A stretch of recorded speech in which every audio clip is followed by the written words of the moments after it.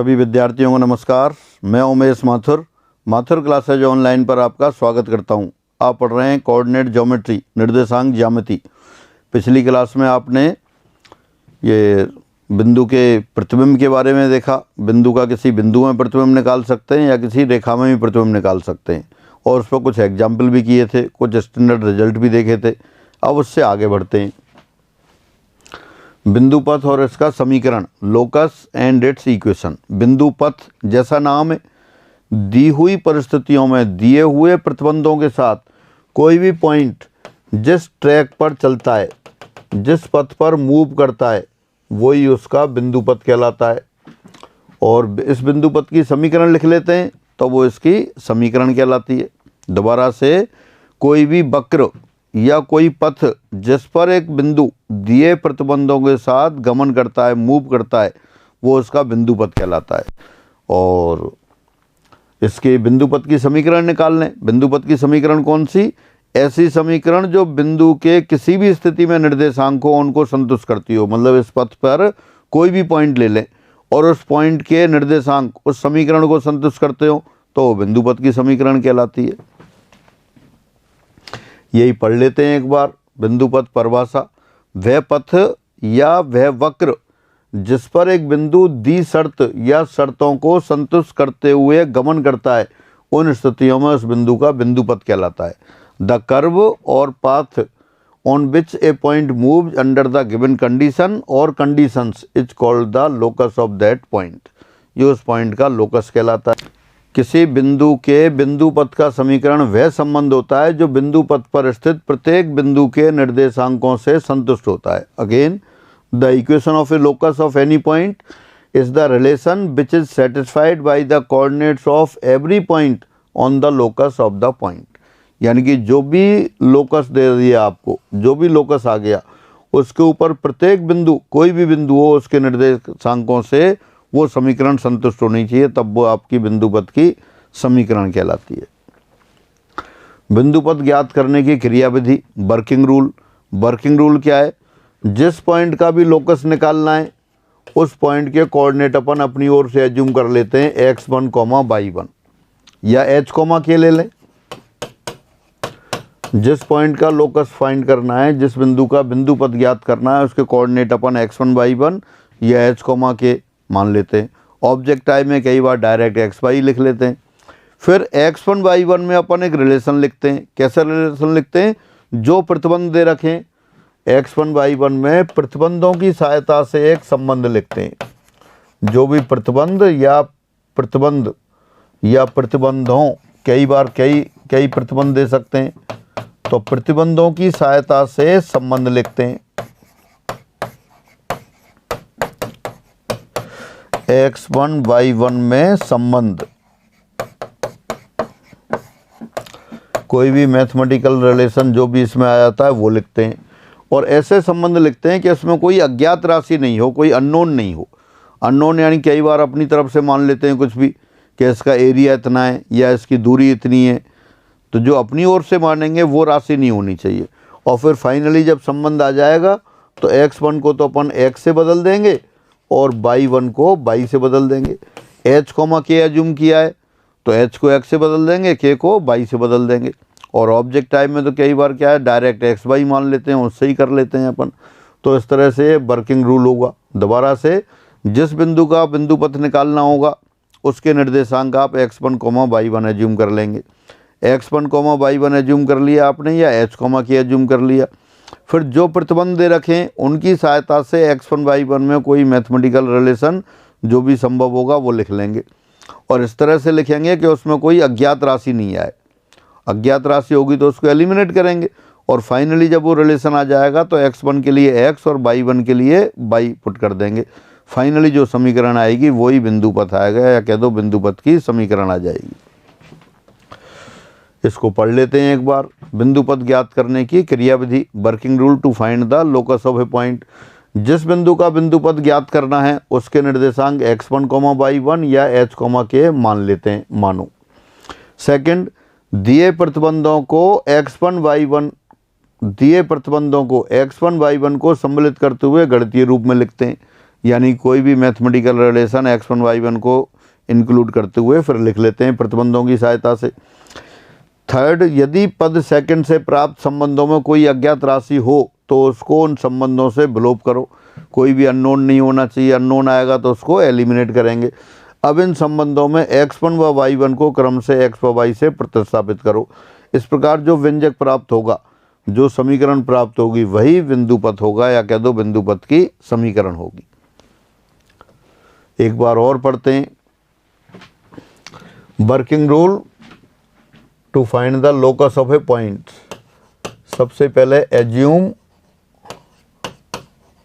The coordinates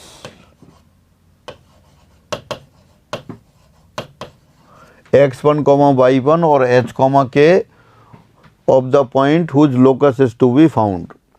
Second, write the given conditions in mathematical form involving x1, y1. जो भी conditions दे रखी हैं उनको mathematical form में express कर लेंगे। If there is one or more unknown quantity in the relation obtained by above step second, then eliminate it or eliminate them. Now replace x1 and y1 in the obtained relation yx and y respectively. The equation so obtained will be the required locus, or you can say equation of required locus. अब एक example दे दिया, बहुत ही simple example. उस बिंदु का बिंदुपथ ज्ञात कीजिए जो इस प्रकार गमन करे कि इसकी बाई अक्ष से दूरी सदैव 5 हो। Again find the locus of a point which moves in such a way that its distance from y-axis remains 5, यानी बाई एक्सिस से दूरी कितनी हो, 5 हो। ये एक्स एक्सिस, ये ओरिजिन, ये बाई एक्सिस। और मान लिया जिस पॉइंट का लोकस निकालना है वो पॉइंट ये रहा आपके पास P, x, y। वैसे तो x1 y1 की बात थी, लेकिन अपन ने x, y लिख लिया। अब इसकी बाई एक्सिस से डिस्टेंस, बाई एक्सिस से डिस्टेंस जैसे ये PM हो गई, तो बाई एक्सिस से डिस्टेंस कितनी है, ये 5 के इक्वल है। सिंस PM इक्वल टू 5, ये कैसे है, दे रखा है, गिवन है, दिया है। तो इसकी बाई एक्स से PM क्या है, बाई एक्स से दूरी है, तो बाई एक्स से दूरी क्या होगी, इस बिंदु, जिस बिंदु के निर्देशांक x, y हैं उसकी बाई एक्स से दूरी PM हो गई। और अपन जानते हैं किसी पॉइंट से बाई एक्सिस पे लंब डाल दें तो वो x कोऑर्डिनेट के बराबर होता है। तो PM को लिखेंगे अपन mod of x equal to 5। PM को मॉड ऑफ x लिखा। मॉड ऑफ x क्यों लिख दिया, ये PM लेफ्ट हैंड साइड में भी तो हो सकता था। अगर ओरिजिन के लेफ्ट हैंड साइड में होता तो कोऑर्डिनेट नेगेटिव होता, लेकिन डिस्टेंस या लेंथ कभी नेगेटिव नहीं होती, तो इसलिए अपन ने मॉड्यूलस लिख दिया। और this implies x² equal to 5। ये आपका लोकस आ गया। कौन सा लोकस आ गया, mod of x equal to 5 लिख सकते हैं या x² इक्वल टू 5 लिख सकते हैं। कह रहा है उस बिंदु का बिंदुपथ ज्ञात कीजिए जो इस प्रकार गमन करे कि इसकी बाई अक्ष से दूरी सदैव 5 हो। तो बाई अक्ष से दूरी हमेशा 5 होगी। बाई अक्ष से दूरी 5 होगी तो वो अगर इस साइड में ये डिस्टेंस 5 है, ये वाली, तो लेफ्ट हैंड साइड में भी डिस्टेंस हो सकती थी ये। अगर ये डिस्टेंस 5 है तो डिस्टेंस 5 इधर भी तो हो सकती थी, और इधर होती तो एक्स कोऑर्डिनेट कैसा होता, नेगेटिव होता। इसलिए अपन ने उसमें प्लस माइनस एक्स वाला कॉन्सेप्ट लगाया, इनकी मॉड ऑफ एक्स लिखा है डिस्टेंस को। तो mod of x equal to 5, x² equal to 5 नहीं, ये 25 हो गई। तो ये लोकस आ गया। फिर आगे बढ़ते हैं। एग्जाम्पल 74, इस बिंदु का बिंदुपथ ज्ञात कीजिए जो इस प्रकार गमन करे कि इसके एक्स अक्ष से दूरी इसकी मूल बिंदु से दूरी की आधी हो। Again find the locus of a point which moves in such a way that is distance from x axis is half of its distance from origin. मान लेते हैं, माना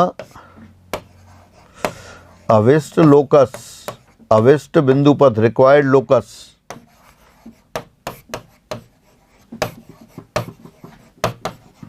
कोई बिंदु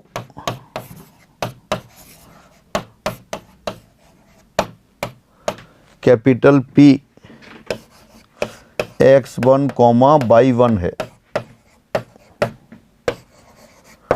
let any point P x1, y1 on required locus.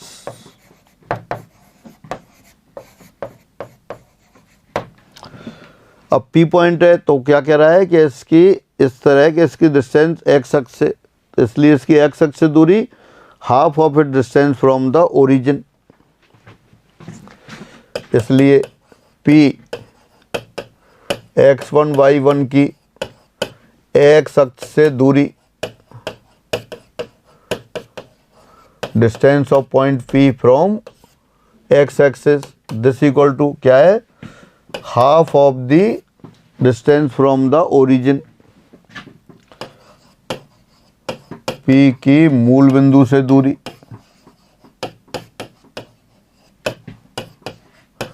Figure की कोई आवश्यकता नहीं है इसलिए अपन नहीं बना रहे हैं।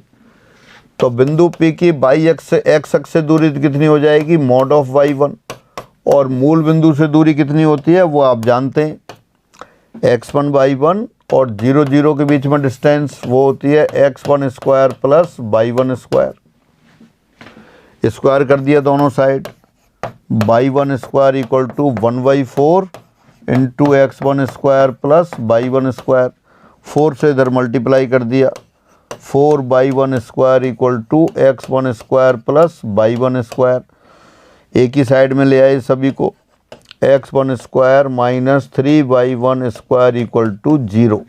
तो therefore locus of x1 y1, इसलिए x1 y1 का बिंदु पथ, अपन ऑब्जेक्ट टाइप में करते हैं तो डायरेक्ट x y ले लेते हैं, यहाँ पर ने x1 y1 लिख दिया तो कितना होगा, x square minus 3y square बराबर 0, ये आ गया, ये उसका लोकस आ गया। और दोबारा देखें, अगर फिगर बनाना होता है इसका तो कैसे बनाते, फिगर की यहाँ आवश्यकता नहीं है, ये आ गया पॉइंट P ले लिया आपने, ये P पॉइंट के कोऑर्डिनेट सपोज x, y है, इसकी x अक्ष से दूरी मूल बिंदु से दूरी की आधी है,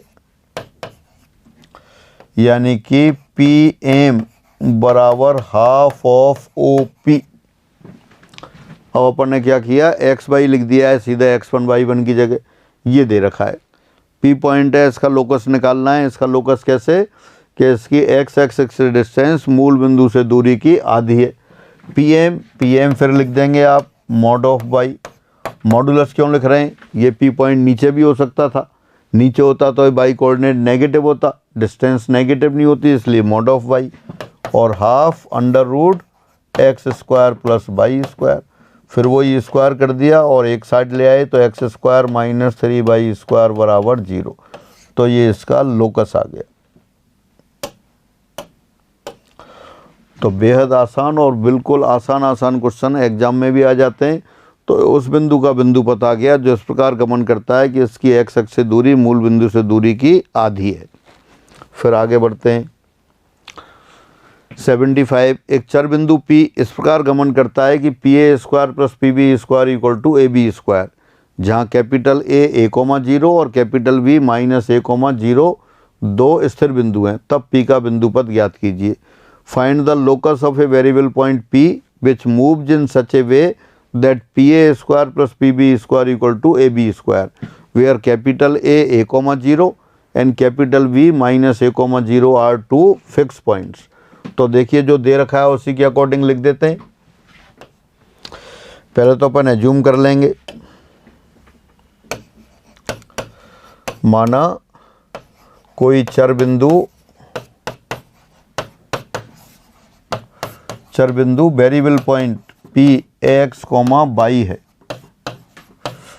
सपोज ये variable point capital P x, y। अब दे रखा है since PA square plus PB square बराबर AB स्क्वायर, A और B, A क्या है A, 0, B क्या है -A, 0, तो यहाँ AB कितना आ जाएगा 2A आ जाएगा। A, 0 और -A, 0 दोनों के बीच की डिस्टेंस ले लें तो बस इसी में वैल्यू रख देते हैं अपन। ये हो गया x minus a whole square, capital A तो क्या है आपका a,0 है, plus y square plus P B square x minus minus plus a whole square plus y square. ये तो आपने क्या लिख दिया, पी ए लिख दिया, फिर पी बी लिख दिया, और ए बी ये 2a हो गया, 2a होल स्क्वायर। तो देखिए ऐड कर देते हैं, एक्स स्क्वायर 2x स्क्वायर आ गया, बाई स्क्वायर 2 स्क्वायर आ गया, ए स्क्वायर 2a स्क्वायर आ गया, और middle term minus 2ax plus 2ax cancel हो गई। राइट साइड में क्या है 4a स्क्वायर, 2 कॉमन, और ये a स्क्वायर था 2a स्क्वायर है, शिफ्ट हो जाएगा तो a स्क्वायर बचेगा। तो फाइनली क्या हो गया, x square plus y square equal to a square, which is the required locus, जो कि अभिष्ट बिंदु पथ है।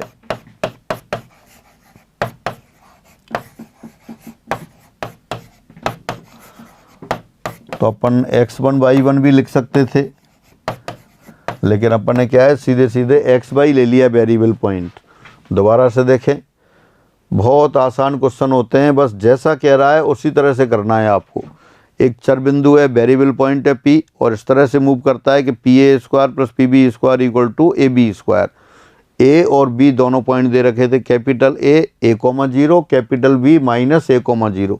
तो पी पॉइंट वेरिएबल पॉइंट लिया, उसके कोऑर्डिनेट x, y लिख लिया आपने, और P A square plus P B square बराबर ए बी स्क्वायर में सभी की वैल्यू रख दी। p यानी कि x, y, a 0, P A दोनों के बीच में डिस्टेंस हो गई, तो P A square plus P B square और ए बराबर ए बी स्क्वायर में सबका मान रखा, छोटी सी calculation, x square plus y square बराबर ए स्क्वायर आ गया। फिर आगे बढ़ते हैं, किसी चर बिंदु की एक्स अक्ष से दूरी उसकी वाई अक्ष से दूरी की दुगनी है तो उसका बिंदु पथ होगा। अभी ऐसा क्वेश्चन किया था, दोबारा आ गया। The locus of a point which moves in such a way that is distance from x axis is double of its distance from y axis. पहले वो half of the distance from origin दे रखा था, अब क्या है फिर वही ले लेते हैं। बिल्कुल आसान क्वेश्चन। माना कोई चर बिंदु कैपिटल P x, y है, ये कोई वेरिएबल पॉइंट ले लिया आपने x, y। अब इसकी कहाँ से दूरी लेंगे, प्रश्नानुसार अकॉर्डिंग टू क्वेश्चन। क्या कह रहा है, P की x अक्ष से दूरी उसकी y अक्ष से दूरी की दुगनी है। P की x अक्ष से दूरी बराबर दुगनी है किसकी, P की y अक्ष से दूरी।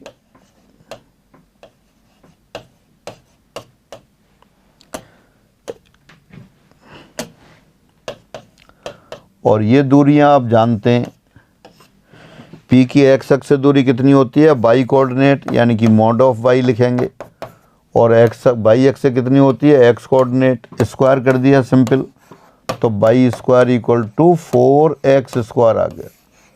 तो ये आंसर आ गया। देख सकते हैं कौन सा आ रहा है, पहला ही आंसर आ गया। कोई भी वेरिएबल पॉइंट P ले लिया आपने x, y।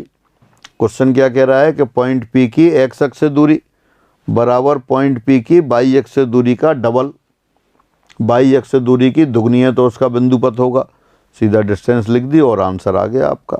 तो कौन सा आंसर आ गया, फर्स्ट आ गया, y square equal to 4x square. फिर आगे बढ़ते हैं, कुछ महत्वपूर्ण बिंदु पथ।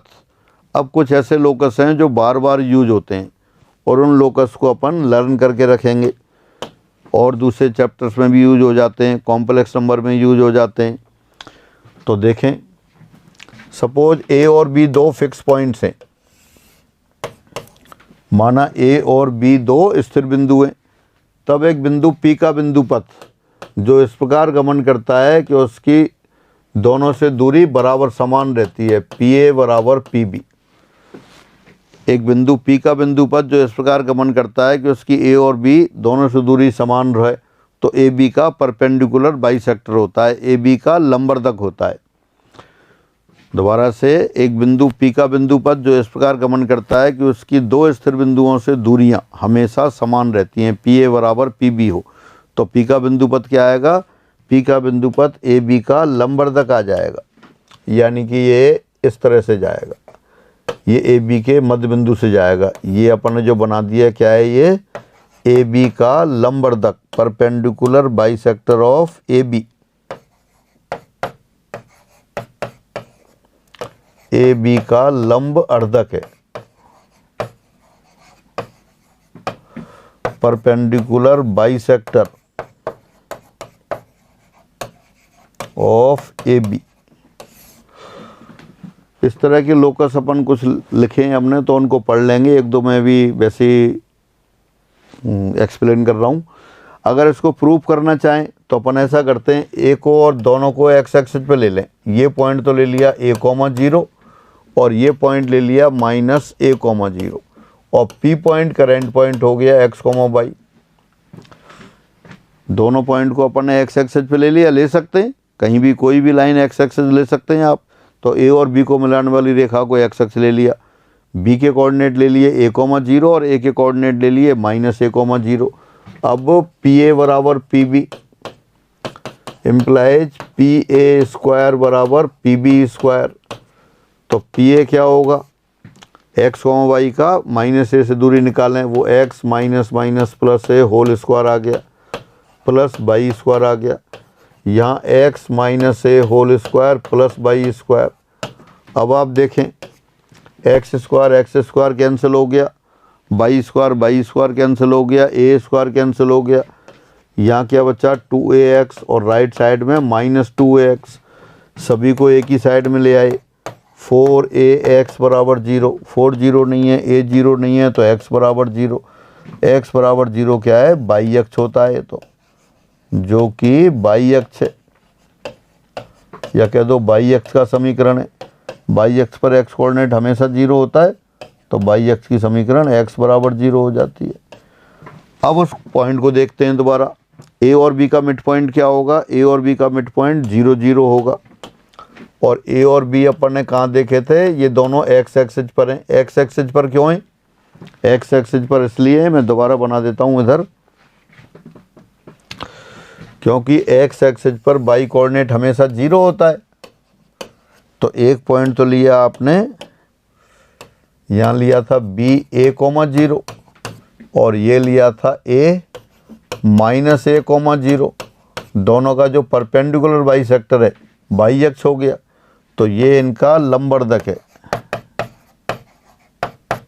और यही आपने वहाँ पे निकाला, AB का लंबवर्धक दिखाई दे रहा है आपको। लंबवर्धक यानी कि परपेंडिकुलर भी, लंबी और मध्यबिंदु से भी। AB का मिड पॉइंट ओरिजिन O है, क्योंकि -a + a/2, 0 + 0/2 तो मध्यबिंदु भी है, और ये एक्स अक्ष के लंबवत भी है, बाई अक्ष। यानी कि जब आपने A और B ऐसे पॉइंट लिए कि एक कैपिटल A लिया, -1 और दूसरा भी ले सकते थे, पर इससे थोड़ा आसानी से हो गया। और P पॉइंट आपने x, y लिया, PA बराबर PB रखा, सॉल्व किया, तो क्या आ गया? x बराबर 0। x बराबर 0, यही तो बाई अक्ष की समीकरण होती है। तो फाइनली आपके पास क्या है? ये आ गया कि अगर कोई P बिंदु चर बिंदु है और वो A और B दो स्थिर बिंदु हैं, P बिंदु इस प्रकार गमन करता है कि PA बराबर PB हो, तो P का बिंदु पथ AB का लंबवर्धक होगा। ये अपन ने यहाँ ज्योमेट्रिकली एक्स एक्सिस पर पॉइंट लेके बना के उसको वेरीफाई कर लिया। हाँ, अगर ऐसा हो, A और B तो फिक्स पॉइंट है, A और B ये दोनों फिक्स पॉइंट है, और P वही वेरिएबल पॉइंट है। यदि ऐसा हो जाए, यदि PA बराबर K टाइम्स PB हो तब, और K कैसा हो? K 1 के अलावा हो, 1 नहीं हो। 1 हो तो पुराना वाला केस हो जाएगा। तब बिंदु P का बिंदु पथ एक वृत्त होगा।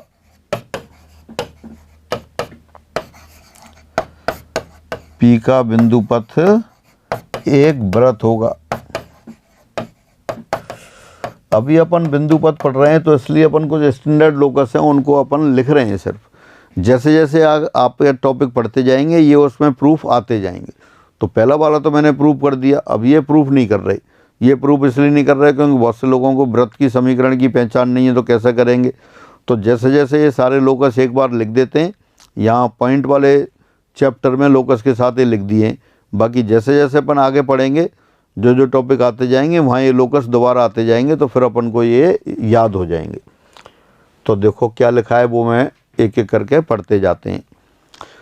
अब उनको रिजल्ट फॉर्म में लिख दिया है। रिजल्ट 77, यदि ए और बी दो स्थिर बिंदु हों और पी एक चर बिंदु है, तब बिंदु पी का बिंदु पथ ए बी का लंबवर्धक होगा यदि पी ए बराबर पी बी हो। Again, if A and B are two fix points and P is a variable point, then locus of point P will be the perpendicular bisector of A B if P A equal to P B. तो इसको अपन result की तरह use करेंगे, कहीं भी ऐसा locus आएगा तो डायरेक्ट इसको काम में ले लेंगे। ये तो आपने प्रूफ भी कर लिया। फिर आगे देखते हैं 78, यदि कैपिटल ए और कैपिटल बी दो स्थिर बिंदु हों और पी एक चर बिंदु है, तब बिंदु पी का बिंदु पथ एक वृत्त होगा यदि पी ए बराबर के टाइम्स पी बी, के नॉट इक्वल टू 1 एंड के is any positive real number. 1 के अलावा कोई भी पॉजिटिव रियल नंबर है।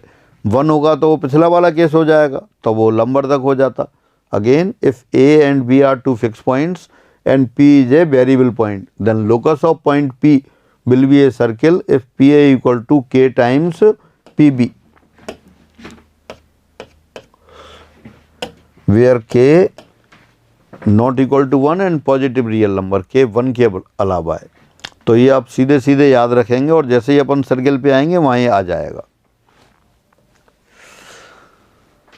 रिजल्ट 79, यदि कैपिटल ए और कैपिटल बी दो स्थिर बिंदु हों और पी एक चर बिंदु है, तब बिंदु पी का बिंदु पथ एक वृत्त होगा यदि एंगल ए पी बी बराबर अचर हो। ये आप देखें, ये आप जानते हैं, कोई भी सर्किल ले लिया आपने और सर्किल पर दो फिक्स पॉइंट ले लें, एक ये ए और एक ये बी, और ए और बी को सर्किल के किसी भी बिंदु से मिला दें, पी बिंदु, तो ये जो एंगल है जैसे अल्फा, तो ये हमेशा कांस्टेंट होता है। अपन जानते हैं सर्किल की प्रॉपर्टी। तो इसका मतलब ऐसे जो बिंदु पी होंगे कि एंगल ए पी बी बराबर कांस्टेंट हो, ए पी बी बराबर अल्फा, अल्फा हमेशा कांस्टेंट हो, तो पी बिंदु कहाँ मूव करेगा, इस सर्किल पर मूव करेगा। तो यही लिखा है, if capital A and capital B are two fix points and P is a variable point, then locus of point P will be a circle if angle APB equal to constant। यानी APB अगर constant हो, A और B fix point हो, तो P का बिंदु पथ क्या आ जाएगा, ये सर्किल आ जाएगा। फिर आगे बढ़ते हैं, उसी का स्पेशल केस, यदि A और B दो स्थिर बिंदु हों, P एक चर बिंदु है, तब बिंदु P का बिंदु पथ AB को व्यास मानकर खींचा गया वृत्त होगा। ए बी को व्यास मानकर खींचा गया वृत्त होगा यदि angle A P B equal to π/2। आप जानते हैं अर्धवृत्त के सिरे,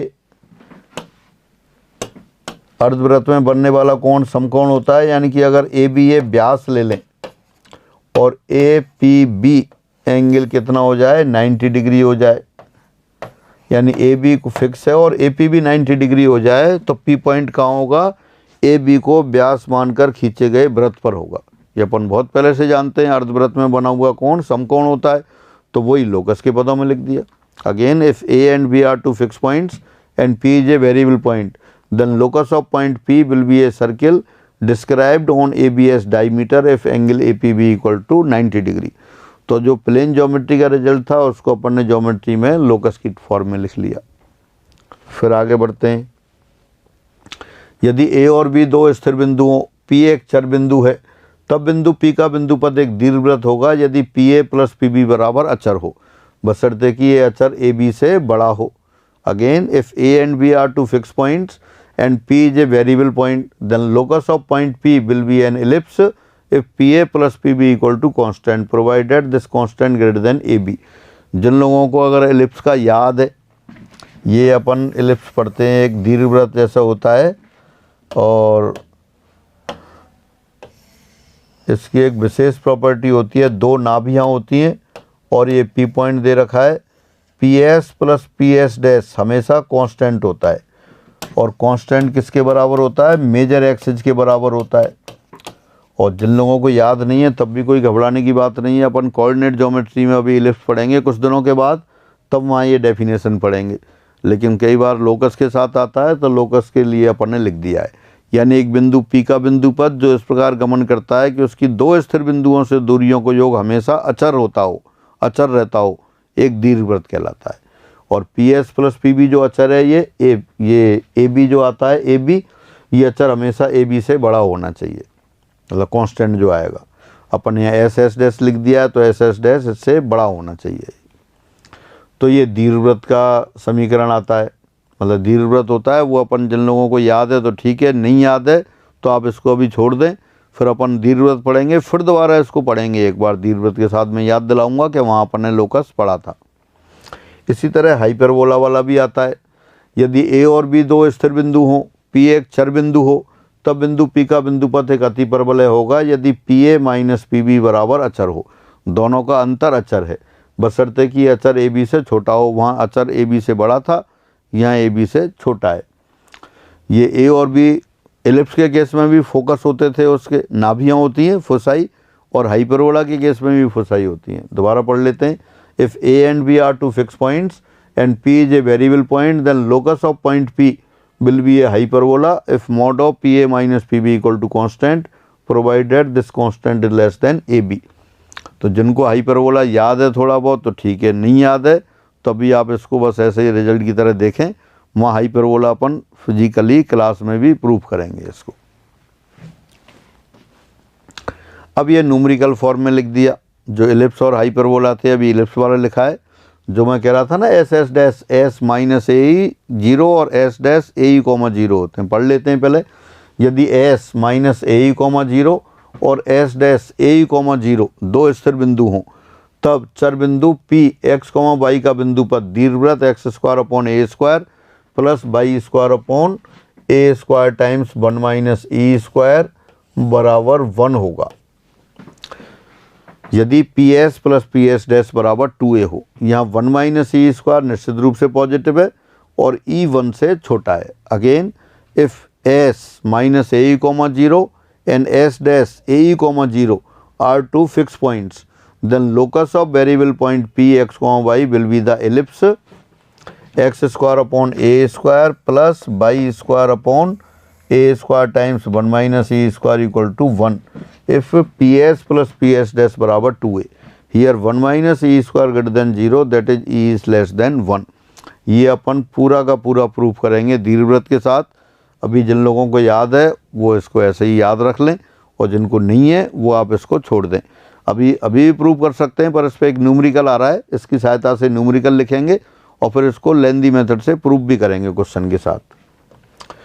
और ये ही हाइपरबोला के लिए आ गया। फिर यदि S माइनस AE 0 और S डैश AE 0 दो स्थिर बिंदु हों, तब चर बिंदु P x, y का बिंदु पथ अतिपरवलय x² upon A² minus y² upon A² times E² minus 1 बराबर 1 होगा यदि PS माइनस PS डैश बराबर 2A हो। दोनों दूरियों का अंतर 2A हो। दीर्घवृत्त में दोनों दूरियों का योग 2A था, यहाँ दूरियों का अंतर 2A है। Again if S minus AE 0 and S dash AE 0 are two fixed points, then locus of variable point P x, y will be the hyperbola x² upon A² minus y² upon A² times E² minus 1 equal to 1 if PS minus PS dash बराबर 2A। Here E² minus 1 greater than 0 है, that is E greater than 1 है। ये hyperbola की definition, hyperbola की equation आ जाती है। ये भी अपन हाइपरबोला में पढ़ेंगे, तो जिनको याद नहीं है वो छोड़ देंगे, यहाँ क्वेश्चन नहीं करेंगे। यदि कैपिटल A 0 तथा कैपिटल B माइनस A 0 दो स्थिर बिंदुओं तथा P ऐसे चर बिंदु हो कि angle APB equal to 90 degree, तो बिंदु P का बिंदु पद ज्ञात करो। Again if A 0 B minus A 0 are two fixed points and a P moves in such a way that angle A P B equal to 90 degree, then find the locus of variable point P x comma Y.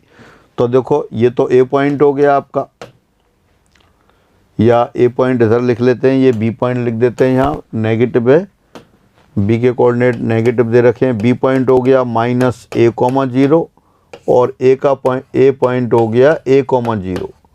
P point आपको variable दे रखा है, P point A रहा x comma Y, ये 90 degree है।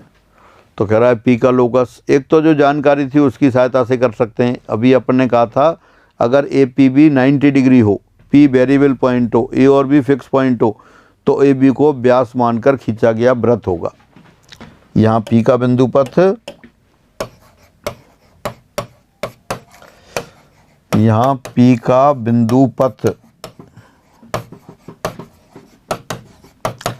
A B को व्यास मानकर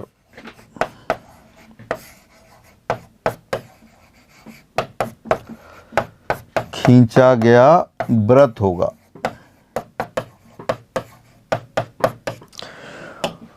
और जिनको वृत्त की जरा सी भी जानकारी है वो देख सकते हैं। ए बी अगर व्यास है तो इनका मिड पॉइंट क्या हो गया, ओरिजिन 0 0, और रेडियस क्या हो गई स्मॉल ए, जो कि मैं डायरेक्ट लिख देता हूँ x square plus y square बराबर ए स्क्वायर है।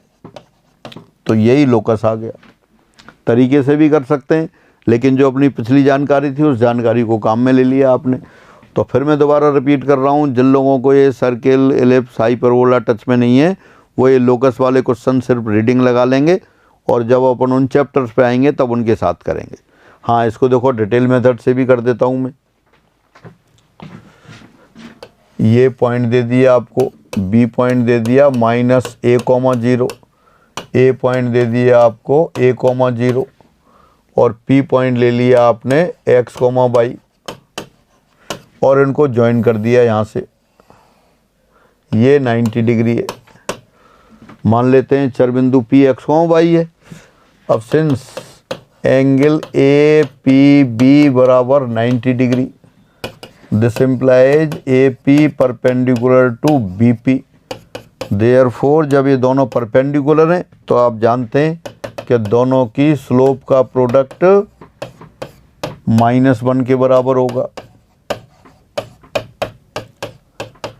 अब जिनको ये नहीं पता है तब भी ये क्वेश्चन नहीं होगा। दोनों की प्रवणताओं का गुणनफल -1 के बराबर होगा। ये कहाँ है, अब ये स्ट्रेट लाइन में पढ़ने वाले हैं। अब ए पी की प्रवणता क्या लिख दी, x1 y1 और x2 y2 को मिलाने वाली रेखा की प्रवणता होती है y2 minus y1 upon x2 minus x1। तो यहाँ क्या हो जाएगी, ए पी की प्रवणता y minus 0 upon x minus minus plus, अच्छा ये ए पी की लिखते हैं, ये यहाँ माइनस हो गया। फिर बी पी की प्रवणता लिखी, बी पी की हो जाएगी y minus 0 upon x minus minus plus A, ये -1 हो गया। तो ऊपर किया वाई स्क्वायर, इसको साइड में ले गए minus x square minus a square, this implies x square plus y square equal to a square, which is the required locus, जो कि अविष्ट बिंदु पथ है। अब यही लिखा था आपने, तो ये कैलकुलेशन से आ गया। इसके अलावा पाइथागोरस थ्योरम से भी कर सकते हैं। दोबारा से, ये तो आपका पहले सेकंड मेथड हो गया। सेकंड मेथड कैसे, पहले तो अपन ने डेफिनेशन से कर लिया कि ए पी बी 90 डिग्री बन रहा है, इसलिए ए बी को व्यास मानकर खींचा गया वृत्त होगा। ये अपन ने कैलकुलेशन से कर लिया। तीसरा मेथड पाइथागोरस थ्योरम से भी लगा सकते हैं। Since angle A P B equal to 90 degree, therefore त्रिभुज ए पी बी से क्या है, दोबारा फिगर बना दूं मैं। ये ए पॉइंट था ए कॉमा 0, ये पी पॉइंट है एक्स कॉमा वाई, और ये बी पॉइंट है माइनस ए कॉमा 0। तो क्या आ गया यहाँ पर हो गया अपने पास ये A P square plus B P square बराबर ए बी स्क्वायर। ये सबको समझ में आना चाहिए क्योंकि पाइथागोरस थ्योरम तो आप जानते हैं। अगर P पॉइंट पर 90 डिग्री का एंगल बन रहा है तो A P square plus B P square बराबर ए बी स्क्वायर हो गया। डिस्टेंस फार्मूला भी जानते हैं, क्या आ जाएगा देखें, x minus a whole square plus y square, ये ए पी स्क्वायर आ गया, plus B P square, P x comma y और B minus a comma zero, distance formula लिख दिया, x minus minus plus a whole square y square, और ये 2a हो गया तो 2a होल स्क्वायर। तो कितना आ गया यहाँ से देखें, x square 2x square y square 2 by square A square 2a square, middle term minus 2ax plus 2ax cancel हो गया, ये 4a स्क्वायर 2a स्क्वायर से कैंसिल कर दिया और 2 से डिवाइड कर दिया, x square plus y square बराबर ए स्क्वायर, ये वही सर्किल आ गया। ये आपने पाइथागोरस थ्योरम लगा के कर लिया। तो फाइनली वो है कि जिस बिंदु का बिंदु पथ निकालना होगा उसके कोऑर्डिनेट x, y या x1, y1 एज्यूम करते हैं और दिए प्रतिबंधों की सहायता से उनमें संबंध लिख देते हैं, वही लोकस आ जाता है। x1, y1 लिखा होता है तो लास्ट में x1 के लिए x और y1 के लिए y लिख देते हैं। फिर आगे बढ़ते हैं। यदि बिंदु A 2,0 और B -2,0 हो तब चर बिंदु P इस प्रकार गमन करे कि AP प्लस PB बराबर 8 हो, तब P का बिंदु पथ ज्ञात करो। If capital A 2,0, capital B -2,0 are two fixed points and a point P moves in such a way that AP plus BP equal to 8, then find the locus of variable point P। तो देखो, एक तो जो अपन ने result पढ़ा, जो मैंने मना कर दिया कि जिन लोगों को याद नहीं है वो एलिप्स के साथ पढ़ेंगे, उसकी सहायता से कर सकते हैं। वहाँ क्या था अपने पास, एक पॉइंट था S माइनस AE, 0, दूसरा पॉइंट था अपने पास S डैश AE, 0, और कंडीशन क्या थी, PS प्लस PS डैश बराबर 2A हो, तब P का बिंदु पथ वहाँ निकाला था अपन ने, वो प्रूफ नहीं किया, प्रूफ एलिप्स के चैप्टर के साथ आएगा। क्या लिखा था वो, x square upon a square plus y square upon a square into 1 minus E square बराबर 1, ये होगा।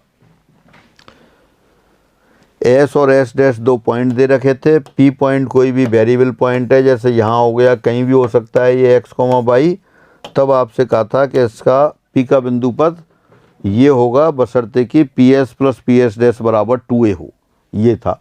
तो एक तो इसको काम में ले सकते हैं। यहाँ अगर कंपेयर करें आप, यहाँ अगर कंपेयर करें तो ए बराबर तो 2 है और 2a बराबर 8 है।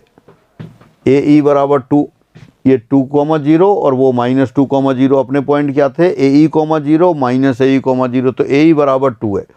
वहाँ था PS प्लस PS डैश बराबर 2a, यहाँ दे रखा है AP प्लस PB बराबर 8, तो 2a बराबर 8 है। 2a बराबर 8, a बराबर 4 लिख देंगे तो E बराबर कितना हो गया, 1/2 हो गया। तो ये चीज़ हो गई, वो इसी समीकरण में लिख देते हैं। तो रिक्वायर्ड लोकस, अभिष्ट बिंदु पथ,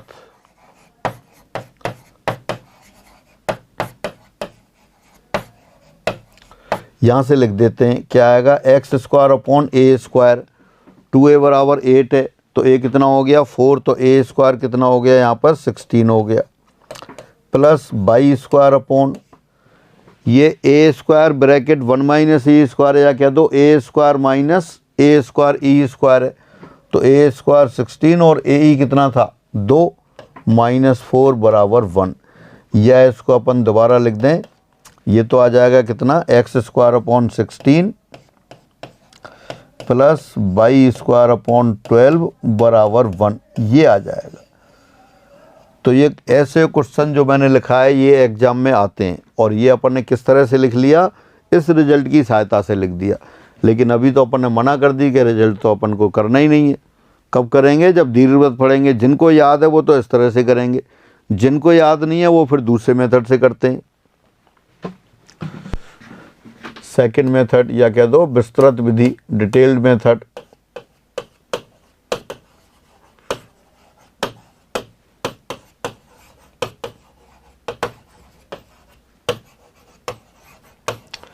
देखो लिख लेते हैं जो जो दे रखा है आपको। क्या क्या दे रखा है, 2 पॉइंट दे रखे हैं, ए और ये बी। ए क्या दे रखा है, 2,0, ठीक है। तो अपन ऐसा करते हैं, यहाँ बी लिखते हैं, यहाँ ए लिखते हैं। ये तो है -2,0 और ये है 2,0 ए। पी पॉइंट दे दिया आपको एक, पी पॉइंट ये रहा वेरिएबल पॉइंट x, y। और क्या दे रखा है आपको, दिया है P A plus P B बराबर 8। तो बस अब P है आपके पास, A और B के कोऑर्डिनेट हैं और ये P A plus P B है, इसमें रख देते हैं, आ जाएगा आंसर। तो दिस इम्प्लाइज, या इसको लिख देते हैं अपन, दिस इम्प्लाइज पी ए बराबर 8 माइनस पी बी। एक टर्म उधर ले गए। अब पी ए लिखा, डिस्टेंस फार्मूला जानते हैं आप, पी तो गए x, y और a है 2,0, तो वो लिख दिया √x minus 2 whole square plus y minus 0 whole square. Right side में लिखा 8 माइनस पी बी, बी के कोऑर्डिनेट है -2,0, तो ये क्या हो जाएगा x plus 2 whole square plus y square. Work कर दिया, स्क्वायरिंग इट, वर्क करने पर तो वर्क करने पर क्या आएगा देखें। यहाँ से तो अंडर रूट ये गायब हो गया पूरा, कितना आएगा फिर ये x square -4x plus 4 plus y square. Right side में लिख दिया 64, 8 स्क्वायर 64 आ गया और इस अंडर रूट का स्क्वायर होगा x square plus 4x plus 4 plus y square. और साथ साथ मिडिल टर्म आएगी -2 × 8 यानी कि 16 अंडर रूट, ये आ गया। और अंडर रूट के अंदर क्या आ गया, x square plus 4x plus 4 plus y square. अब देखें राइट साइड में क्या क्या कैंसिल हो रहा है, x स्क्वायर कैंसिल हो गया, 4 plus y square 4 plus y square ये कैंसिल हो गया। जो बचा फिर उसको लेफ्ट हैंड साइड में ले आते हैं। ये बचा 4x, यहाँ -4x है तो लेफ्ट हैंड साइड में आ गया -8x। 64, 4 तो कैंसिल हो गया, ये -64 आ गया। और राइट साइड में बचा आपके पास -16 अंडर रूट ये expression, x square plus 4x plus 64 plus y square. अब क्या होगा देखें, 8 थ्रू आउट कैंसिल कर दिया, 8 कैंसिल कर दिया तो कितना होगा ये -x -8 और इधर हो गया -2 under root x square plus 4x plus ये 4 स्क्वायर आया, x प्लस 2 होल स्क्वायर था, ये 64 नहीं आएगा, 4 है ये, plus 4 plus y square. x plus 2 whole square था तो 4 ही आएगा। अब इसको स्क्वायर कर दिया इसी स्टेप में आपने,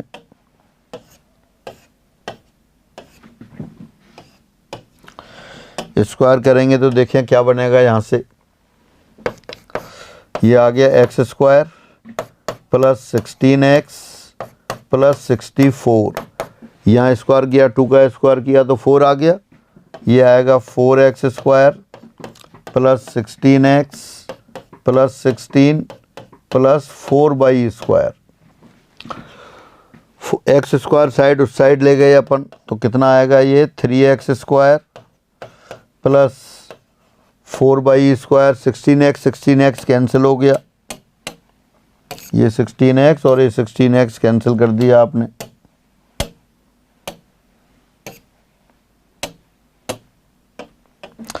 अब 64, ये 64 बचा है आपका और दिस इम्प्लाइज 64 से डिवाइड कर दें तो x square upon 12 plus y square, 1 minute, 4x square mine, हाँ ठीक है, अपॉन 16 बराबर 1।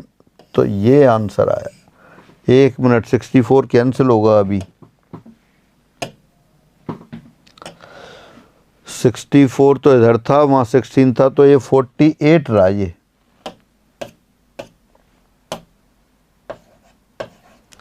अब डिवाइड किया आपने, 48 से डिवाइड करेंगे तो क्या आएगा यहाँ x स्क्वायर अपॉन 16 और y square upon 12 equal to 1।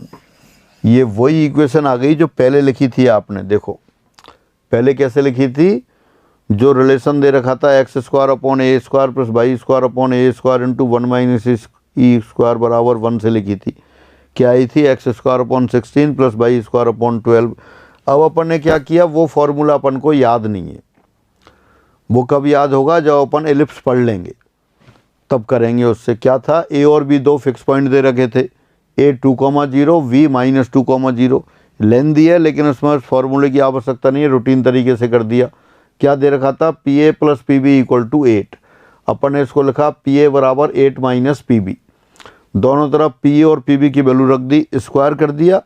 फिर स्क्वायर करने के बाद अंडर रूट एक साइड और विदाउट अंडर रूट दूसरी साइड, फिर स्क्वायर कर दिया। थोड़ी सी calculation, x square upon 16 plus y square upon 12 equal to 1 आ गया। तो अपन को जब पूरी 2D पढ़ लेंगे तब उस फॉर्मूले से ही करेंगे। अभी अपन ने 2D नहीं पढ़ी है, दीर्घवृत्त पे नहीं आए, तो ये लेंदी मेथड से किया। एग्जाम में आएगा तो लेंदी मेथड से अपन नहीं करेंगे, क्योंकि तब तक दीर्घवृत्त पढ़ चुके होंगे, और पढ़ चुके होंगे तो वो वाला रिजल्ट काम में लेंगे। तो ये आपका ये लोकस वाला क्वेश्चन हुआ। लोकस क्या है, बड़ा भारी शब्द है। जैसे जैसे जो चीज़ें आप पढ़ते जाएंगे उनका यूज करते जाएंगे। अभी अपन जब कुछ नहीं पढ़ा है तो बिल्कुल छोटे छोटे क्वेश्चन पढ़ते हैं, और जब अभी धीरे धीरे लोकस पढ़ते जाएंगे आगे, तो ये लोकस का हस्तक्षेप सारे चैप्टर्स में रहेगा जो अपन आगे पढ़ेंगे। और जितनी भी डेफिनेशन आगे देते हैं वो लोकस के पदों में ही देते हैं। एग्जाम्पल 87, यदि किसी चर बिंदु की बिंदुओं 3,0 और -3,0 से दूरियों का अंतर सदैव 4 रहता है, तो उस बिंदु का बिंदु पथ है। दोबारा से, the locus of a variable point P if difference of its distance as from two fix points 3,0 and -3,0 as 4 is. ये भी अपन ने पढ़ा। ये क्या पढ़ा था, मैं दोबारा याद दिलाता हूँ। ये आपने पढ़ा था, वही S पॉइंट तो है -AE,0 और S डैश पॉइंट है अपने पास AE,0 और P वेरिएबल पॉइंट है। P के कोऑर्डिनेट x, y है। किस तरह मूव करता है कि PS माइनस PS डैश बराबर 2A हो, तब P का बिंदु पथ लोकस ऑफ पॉइंट P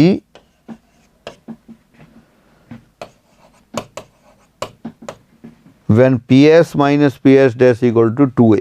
तो ये क्या था, ये आपने पढ़ा अभी पीछे, x square upon a square minus y square upon a square times e square minus 1 equal to 1।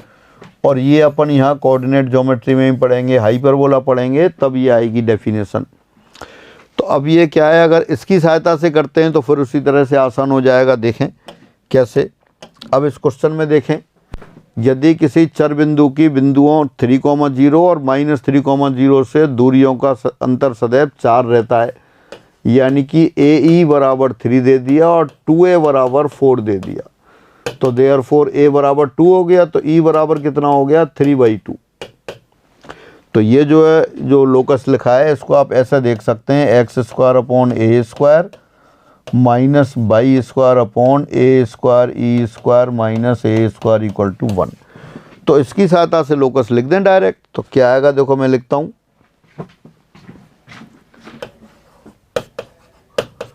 दिए बिंदु का बिंदु पथ, दिए बिंदु P का या दिए चर बिंदु P का बिंदु पथ locus x square upon a square minus y square upon a square e square minus a square बराबर 1। ए क्या था, ए आपने 3 लिखा, 2A बराबर 4, तो A बराबर 2 हो गया, और E की आवश्यकता नहीं है। दोबारा देखें, AE 3 दे रखा है, 2A बराबर 4 है, तो A बराबर 2 हो गया। तो इसकी सहायता से लिख दें, x square upon a square 2 square हो गया 4, y square upon a square e square यानी कि 9 माइनस ए स्क्वायर 4 बराबर 1, यानी कि आ गया x square upon 4 minus y square upon 5 बराबर 1।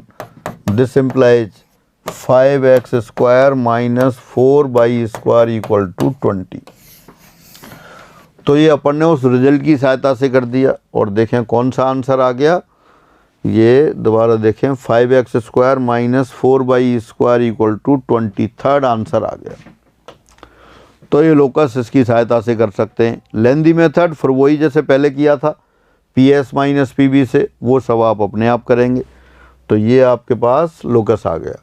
जब अपन सारी 2D पढ़ लेंगे तो एलिप्स भी पढ़ लेंगे, हाइपरबोला भी पढ़ लेंगे, वो सर्किल भी, पैराबोला भी पढ़ेंगे, तो इन रिजल्ट का यूज करेंगे। जिन लोगों को टच में नहीं है वो इन क्वेश्चंस को अभी छोड़ देंगे।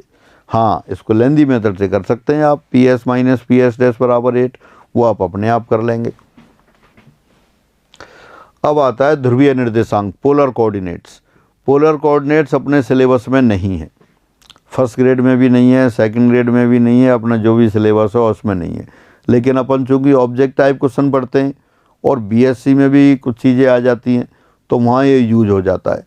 तो क्या है, बहुत बेसिक चीज़ है और बड़ा आसान है, तो अपन डिस्कस कर लेते हैं। अभी तक इससे पहले पढ़ रहे थे कार्टेशियन कोऑर्डिनेट, कार्तीय निर्देशांक। कार्तीय निर्देशांक में क्या होते थे, दो अक्ष होती थी, OX और OY, उनका प्रच्छेद बिंदु O होता था। O को अपन 0 0 बोलते थे। किसी पॉइंट के coordinate order pair x, y से देते हैं। ये दूरी तो आपके PM y के बराबर होती है और ये वाली दूरी x के बराबर थी ये। अब पोलर कोऑर्डिनेट्स में क्या है, सिर्फ एक ही लाइन होती है, OX। इसको अपन बोलते हैं प्रारंभिक रेखा, इनिशियल लाइन। ये प्रारंभिक रेखा इनिशियल लाइन कहलाती है।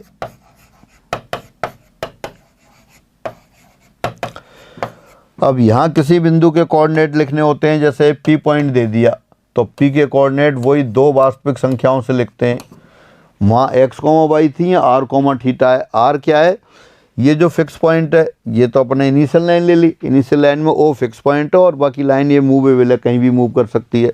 तो O की जो P बिंदु से दूरी है, ये तो r है, ये r कहलाता है ध्रुवांतर रेखा, रेडियस वेक्टर,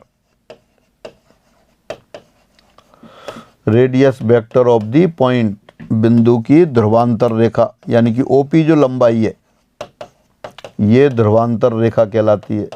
OP के बराबर है यहाँ से लेके यहाँ तक। और ये ध्रुवांतर रेखा प्रारंभिक रेखा से जो कोण बनाती है, ये वाला, ये आपका थीटा है। थीटा को अपन क्या कहते हैं, थीटा को कहते हैं वेक्टोरियल एंगल, ध्रुवांतर कोण। ये वेक्टोरियल एंगल, ध्रुवांतर कोण।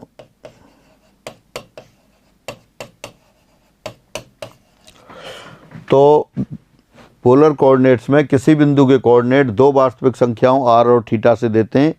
r उस बिंदु की मूल बिंदु से दूरी होती है और मूल बिंदु से उस बिंदु को मिला देते हैं, वो रेखा r है, उसकी लंबाई r है और उसको बोलते हैं अपन ध्रुवांतर रेखा, वो रेडियस वेक्टर।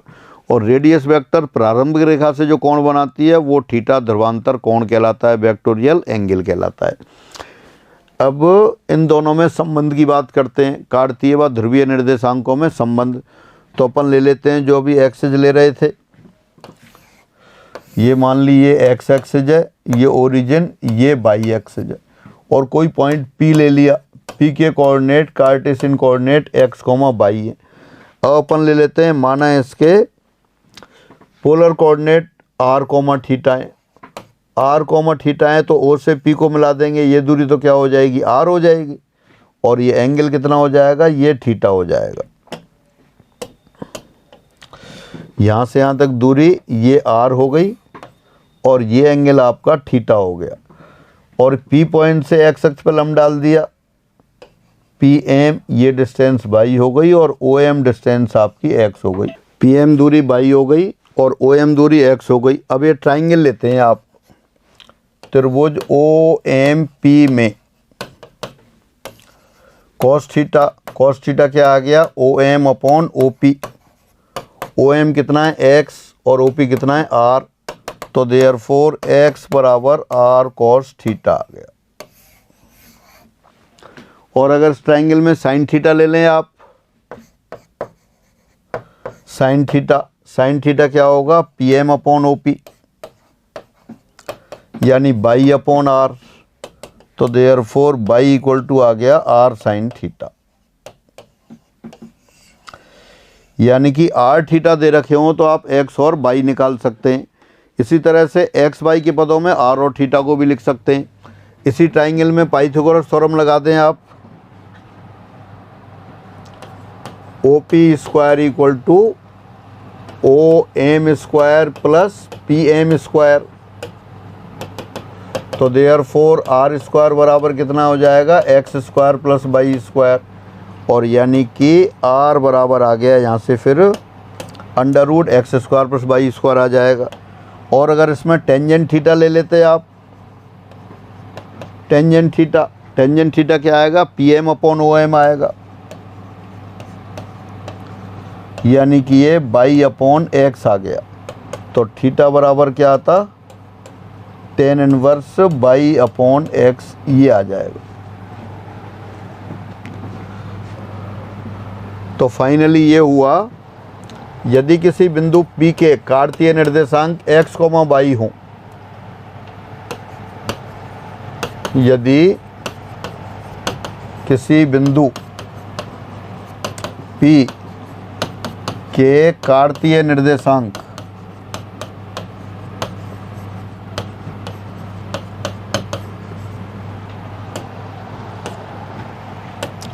x, y हों और ध्रुवीय निर्देशांक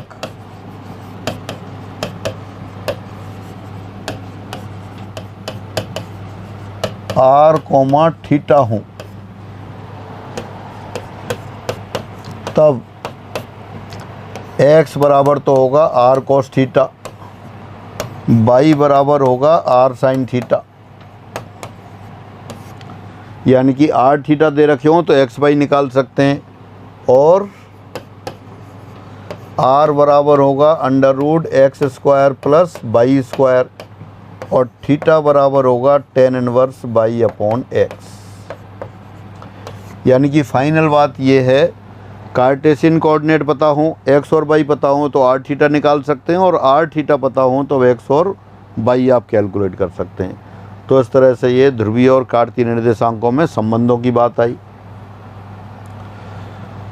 अब एक रिजल्ट इसी पर, ये अपने काम नहीं आता पर कई बार फिर वही ऑब्जेक्ट टाइप क्वेश्चन दूसरे टॉपिक्स में कहीं भी काम ले लेते हैं। दो बिंदुओं जिनके ध्रुवीय निर्देशांक r1 θ1 और r2 θ हों के मध्य दूरी under root r1 square plus r2 square minus 2r1 r2 cos θ1 minus θ2 होती है। The distance between 2 points whose polar coordinates are r1 θ1 and r2 θ2 is given by under root r1 square plus r2 square minus 2r1 r2 cos θ1 minus θ2। ये distance formula आप आसानी से उससे prove कर सकते हैं। ये जो कोसाइन रूल आता है, कोसाइन रूल ट्रिगोनोमेट्री में आता है, cos a बराबर B square plus C square minus a square upon 2bc, जो कोसाइन रूल होते हैं उनकी सहायता से ये प्रूव कर सकते हैं आप। जैसे यहाँ पॉइंट दे दिया आपको, मैं आगे लिखता हूँ, ये पॉइंट दे दिया, ये तो ओरिजिन है। P पॉइंट के कोऑर्डिनेट हो गए आपके पास r1 θ1, Q पॉइंट के कोऑर्डिनेट हो गए आपके पास r2 θ2। ये डिस्टेंस हो गई इनमें PQ। अब ये एंगल कितना हो जाएगा, अगर प्रारंभिक रेखा की बात करें अपन, ये सपोज प्रारंभिक रेखा है OX, ये एंगल कितना हो जाएगा, ये आपका θ1 और ये कितना हो जाएगा θ2। तो दोनों के बीच में एंगल कितना हो गया, वो θ1 माइनस θ2 हो गया। वो θ2 माइनस θ1 लिख सकते हैं, θ2 माइनस θ1। तो कोसाइन रूल जो होता है, कोसाइन रूल यहाँ पर लगाएंगे तो cos ऑफ θ2 माइनस θ1 किसके बराबर आएगा, वो आएगा OP square plus OQ square minus PQ square upon 2OP into OQ, और इनकी वैल्यू रख दें आप, तो वैल्यू रखते ही प्रूफ हो रहा है। cos θ1 माइनस θ2 या θ2 माइनस θ1 एक ही बात है। तो ऊपर तो कितना हो गया, ये r1 square plus r2 square minus 2 नहीं PQ square upon 2r1 into r2। तो दिस एम्प्लाइज PQ स्क्वायर आ गया यहाँ से, क्रॉस मल्टीप्लाई किया और एक साइड शिफ्ट कर दिया, तो वो आ गया r1 square plus r2 square minus 2r1 r2 cos of θ1 minus θ2, और अंडर रूट ले लेंगे तो पी क्यू डिस्टेंस आ गई आपकी। अंडर रूट भी लिख देता हूँ फिर। दिस इम्प्लाइज पी क्यू बराबर under root r1 square plus r2 square minus 2r1 r2 cos of θ1 minus θ2, ये हो गया। तो ये दोनों के बीच में डिस्टेंस की बात हो गई। डिस्टेंस फार्मूला रूटीन में अपने काम नहीं आता, पर ऑब्जेक्ट टाइप क्वेश्चन में कुछ टॉपिक्स में अपन यूज कर सकते हैं। तो इस प्रकार ये अपने आज लोकस की बात हुई और साथ साथ पोलर कोऑर्डिनेट्स की बात हो गई। तो पॉइंट से रिलेटेड जितनी चीज़ें थी वो लगभग कंप्लीट हो गई। तो फिर अगली स्ट्रेट लाइन अगली क्लास में शुरू करते हैं। आज की क्लास में इतना ही। सभी को नमस्कार।